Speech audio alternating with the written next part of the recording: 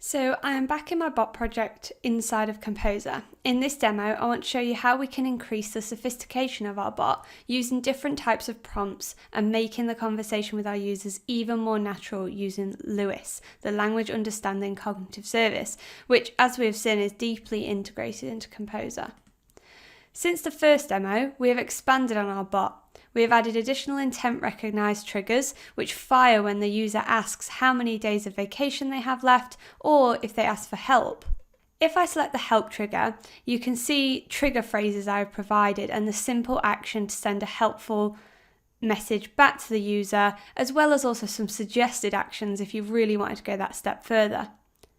Also, now that I have started to add more intent triggers to my bot, I can add a condition against each of them to ensure that they only fire if the result from Language Understanding Service has a high confidence score that the correct intent has been matched.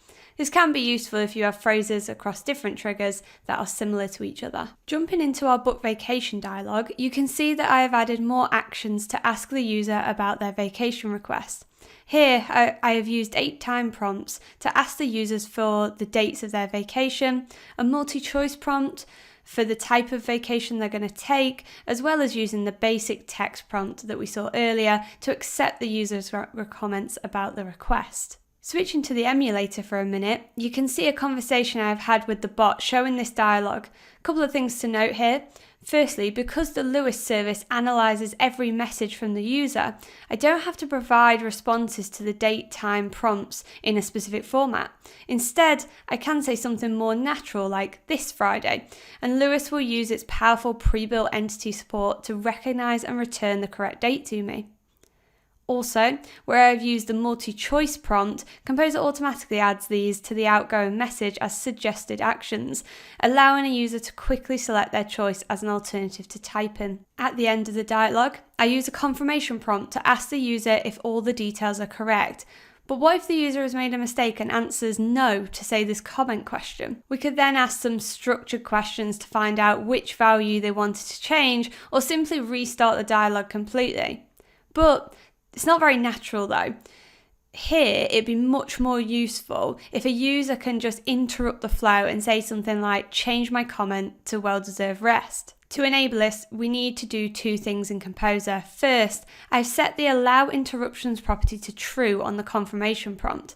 This means that if the user doesn't answer yes or no, the Composer will check to see if my user's reply matches another trigger in my bot.